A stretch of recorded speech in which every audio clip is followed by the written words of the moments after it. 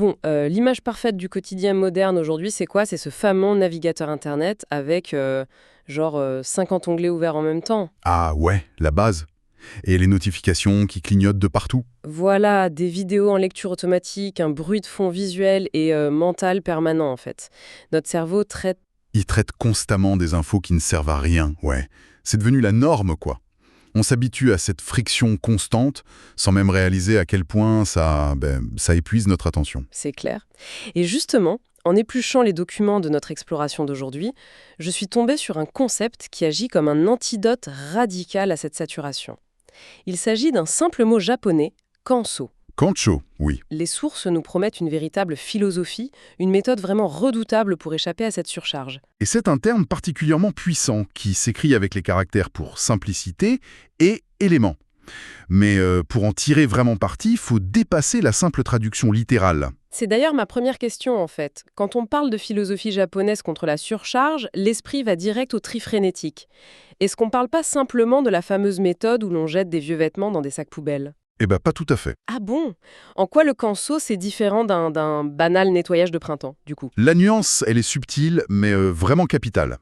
Ce qui est fascinant ici, c'est que les sources définissent le kanso comme quelque chose de simple, de minimaliste, mais surtout comme l'absence d'éléments inutiles. L'absence d'éléments inutiles, d'accord. C'est ça. C'est pas juste l'action de faire le vide pour se rassurer une fois de temps en temps.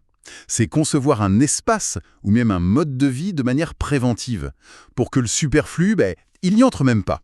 D'accord, donc on bloque le problème à la racine. Exactement.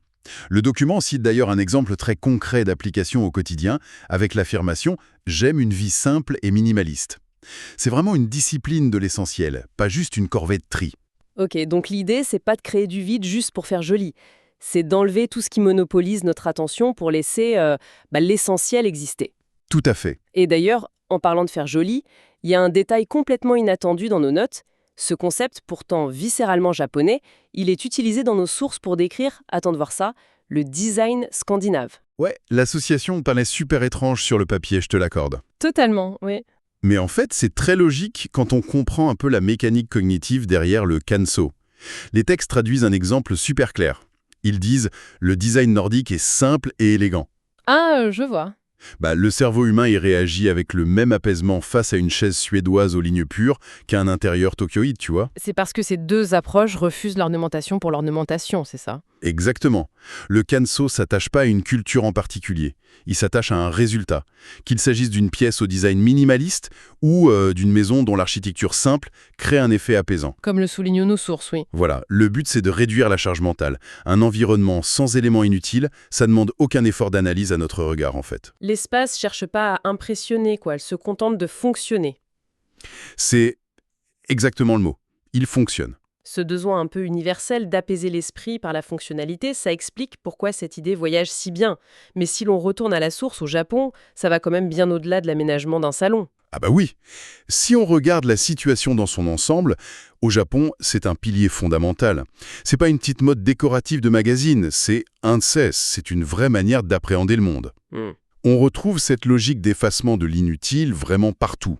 Dans les maisons japonaises traditionnelles avec leurs espaces modulables et jusque dans l'architecture moderne contemporaine. Ce qui explique aussi les jardins zen, j'imagine. Tout à fait. Si on y rajoutait, je sais pas moi, un énorme parterre de fleurs très colorées, ça gâcherait l'harmonie. Non pas parce que la fleur est laide, mais parce qu'elle briserait cette intention de simplicité stricte. C'est ce qu'on pourrait appeler de l'élégance fonctionnelle. Ah bah, c'est la définition parfaite. Chaque roche, chaque grain de sable ratissé a une vraie raison d'être. L'élégance, elle naît de l'efficacité et de la clarté. Jamais de la complexité. Voilà, jamais de la complexité ou de l'accumulation. C'est fou. Au final, le kanso, c'est une approche fascinante. On part du design d'une chaise ou de l'architecture d'une maison pour en arriver à un véritable outil de protection de notre propre attention. Ce qui nous pousse inévitablement à questionner notre propre tolérance au chaos ambiant aujourd'hui. Absolument. Et ça soulève d'ailleurs une réflexion presque vertigineuse pour terminer cette plongée dans nos documents. Je t'écoute.